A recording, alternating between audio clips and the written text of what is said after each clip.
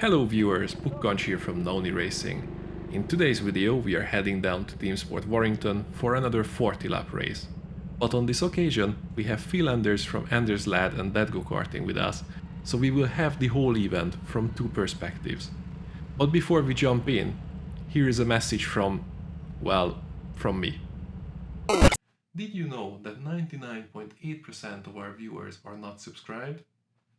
So if you enjoy our content, please hit the like button, consider subscribing, and you can even use that bell icon. This would greatly help us to get you more and better quality content. That's all for now, let's head back into the race. We both opted to start from the back of the grid and try to work our way up. As the race begins, Phil gets the better start, and after the second hairpin he has the inside line, so we decide to slot in behind him. The idea is to be on his rear bumper and follow him through if he makes a pass. Unfortunately, this does not work out, as a few corners later, before the uphill ramp, he makes a clean move on the inside and puts a kart between us. It's fairly difficult to overtake in the upper section of the track, and we rather leave a bit of a gap, as tires are cold and in open sessions the first laps finish line straight and the following hairpins often cause carnage, which we would rather avoid. Unfortunately, our prediction holds up. As you can see, there is already a kart in the tire wall. Right there. On the track, this is very hard to spot, so almost guaranteed that we will see a few more spins while drivers try to avoid collision. Phil also does not see it and makes a move on the end of the finish straight. As he goes narrow, he expects to use the whole width of the track, but unfortunately there is a stopped kart there already. While trying to avoid collision, he spins slightly and another kart loses control behind him as well. Fortunately, we managed to navigate through the stopped karts, allowing us to pass Phil and two more contenders, and overall gain 3 positions in a blink of an eye. The only downside for us is the slightly bigger gap to the race leaders, which we will need to close later on. Phil also manages to recover and continue the race in position 7 right behind us. We don't have to wait long to catch up with kart 17, and under the suspended section we take different lines, which allows us to go on the inside under the bridge and complete a clean overtake. Phil fell slightly behind, so he needs to wait until the end of the finish straight, where kart 17 checks if he's going to make a move, and eventually takes the turn too wide, and as he's trying to correct, he spins the kart. Phil is now up in 6th and we are busy reeling in kart 18. On the exit from under the bridge he goes wide and we get an easy pass on the inside with the race leaders now in sight. Again, we are on the upper section and only in lap 3, so we don't want to do anything haste, so we make the 3 hairpins our point of attack. We are getting into position for a switcheroo after the first hairpin, missing our apex by miles, but still getting sufficient momentum to finish the move after the third hairpin exit. We are now in 3rd and Phil is in 6th position, so it's his turn to work his way through.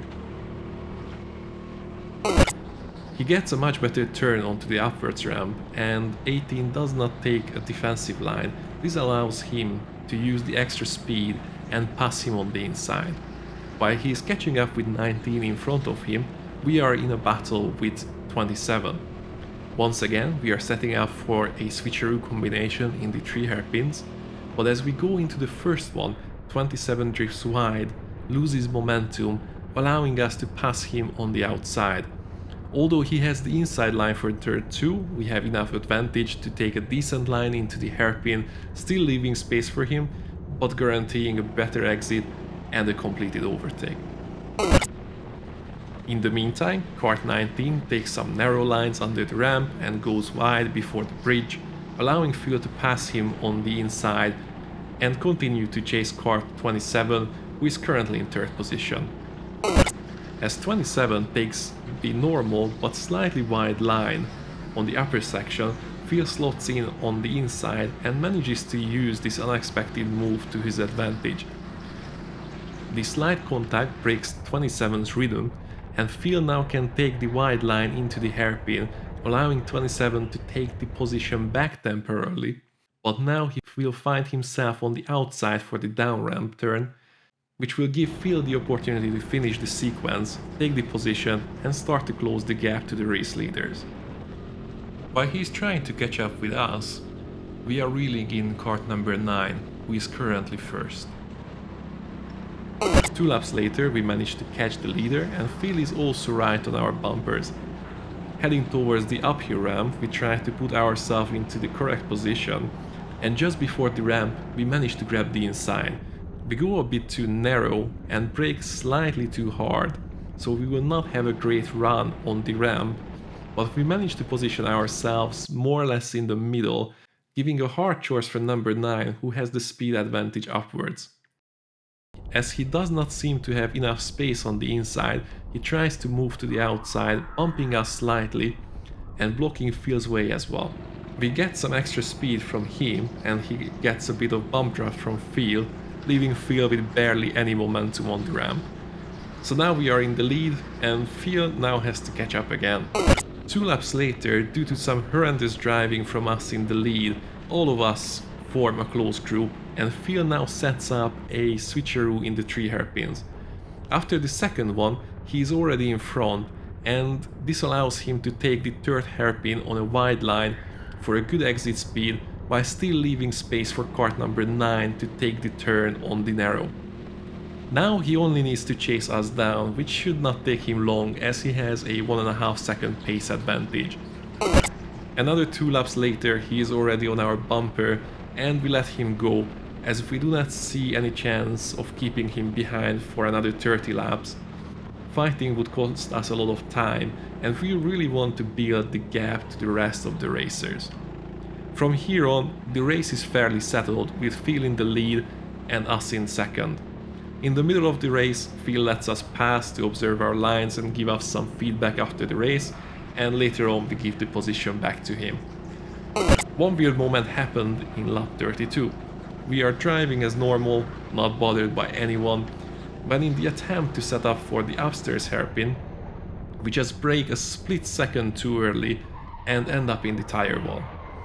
Luckily, it does not cost us a position, but as you can see, a small mistake like this could have very high cost in a tighter race. After these events, both Phil and we do a few more passes on back markers, but the rest of the session is a smooth ride to a 1-2 finish. These were the highlights of the race. Now let's watch our fastest lap, then the fastest lap of the race, and then we will be back for a quick outro.